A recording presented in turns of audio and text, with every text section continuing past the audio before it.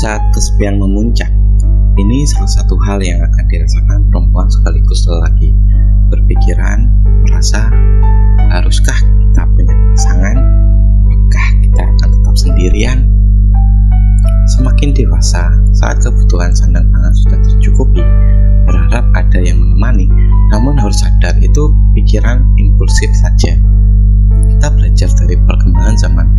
Banyak sekali hal yang bisa dilakukan untuk pikiran impulsif hadir, tapi jangan sekali berpikiran untuk mencari cewek atau cowok random di online.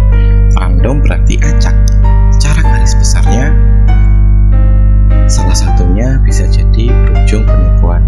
Banyak kasus love scamming di dunia maya ini. Beginilah kira-kira saya menjelaskan tentang love scamming.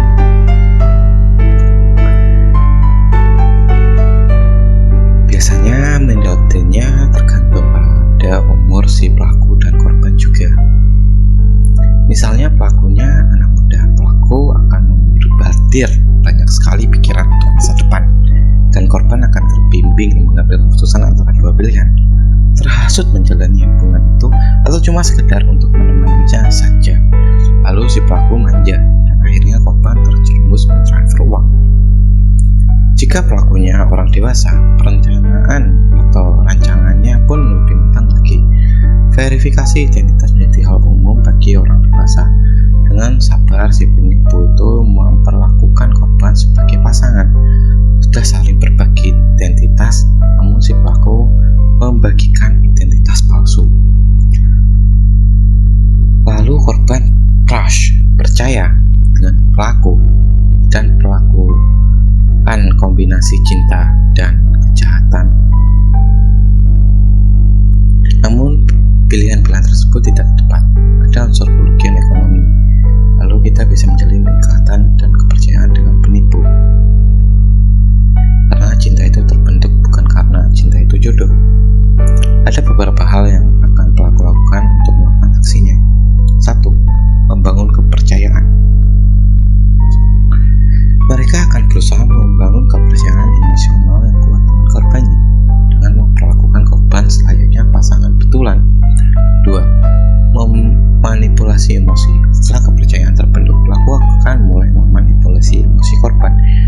Mereka membuat si korban merasa bersalah atau bertanggung jawab untuk membantu pelaku. Dibombardir banyak hal pelaku karena melakukan gaslighting, bentuk manipulasi psikologi di mana seseorang mencoba membuat orang lain melakukan realita mereka sendiri. Tujuannya adalah untuk mendapatkan kontrol dan kekuasaan atas korban. 2. Permintaan uang. Pelaku seringkali akan membuat atau meminta uang dengan alasan darurat atau membar cerita sedih dan simpati, seperti masalah kesehatan, hutang, masalah keluarga, atau kebutuhan mendesak lainnya. Pelaku akan melancarkan hal tersebut dengan halus, misal dengan istilah meminjam, atau kamu adalah pasanganku, kamu harus lebih peduli dengan masalahku. 4. Penawaran uang. Pelaku menawarkan jasa atau kerjasama untuk mulai bisnis dengan modal yang besar.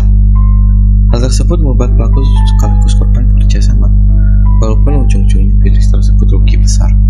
Hal tersebut meliputi investasi ataupun mensupport bisnisnya dia. Ini terjadi akibat ikatan emosional dan kewaspadaan korban sudah mulai terpengaruh.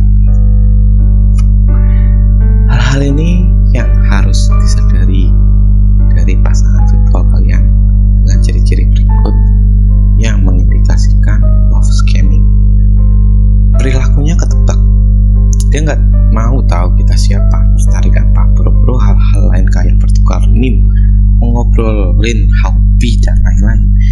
Intinya dia nggak punya waktu buat invest untuk tahu diri kita lebih lanjut atau cari kecocokan di antara kita dan dia, karena sebetulnya mereka tidak mencintai kalian, tidak mau mengobrol panjang dan cari kecocokan.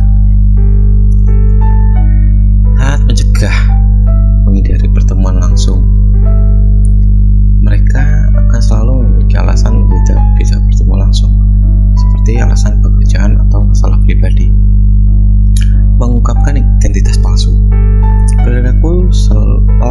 sering kali menggunakan foto dan identitas palsu untuk menipu korban.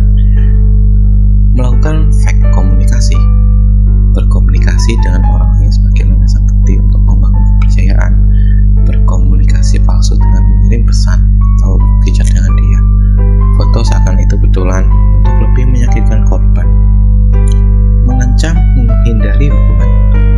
Ini hal yang paling penting bagi kalian sadari. Jika korban curiga dengan pelaku mencoba menghilangkan memutus hubungan yang selama ini terjalin. Mungkin bagi pelaku hal tersebut mudah, namun bagi korban begitu sulit karena ikatan fake yang terjalin.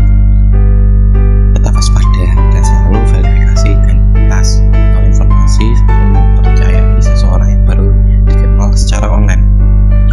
Bagaimana mempertanyakan dan menyadarinya? Percaya instingmu. Jika sesuatu terasa tidak benar, percayai instingmu. Berkonsultasi dengan orang terdekat. Jika kamu tidak sanggup memutuskan pilihan, konsultasikan semua pada orang terdekat yang kamu percayai, lalu bicarakan pendapatmu saat sedang bersama pelaku. Jangan naif. Dalam hubungan manusia, tak semua sehat. Putuskan hubungan itu jika tak sehat. Kenali perilaku yang dilakukan.